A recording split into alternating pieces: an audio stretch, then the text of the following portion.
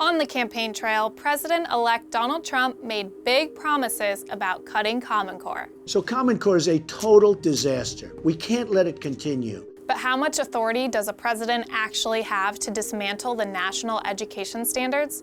Well, answering that question starts with understanding what Common Core actually is.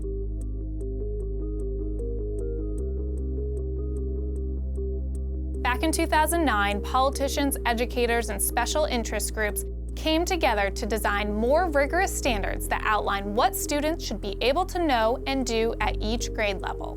The upside, proponents said states could now more easily compare student achievement levels, and if some were being left behind, they'd know. The downside, however, is that teachers, parents, and students complain that the standards unnecessarily complicated simple arithmetic, they created a one-size-fits-all approach to education, and that they generally took the fun out of learning. The federal government didn't legally force states to use Common Core, but by telling them, if you adopt these Common Core standards, we'll give you more education money, the Obama administration made it really hard to say no.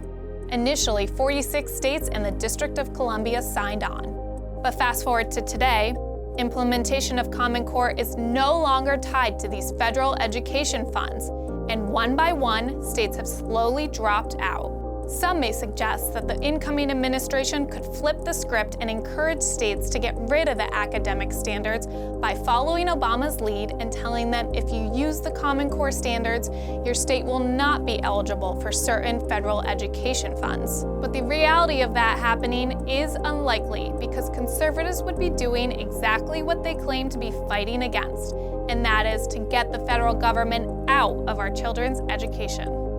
Instead, what's more likely to happen is that Trump and his new Education Secretary, Betsy DeVos, will encourage states to get rid of the national standards on their own by continuing to say things like, "I am not a supporter, period." And we're going to end Common Core, we're going to have education an absolute priority. From there, it's really up to governors and state lawmakers to decide the future fate of Common Core.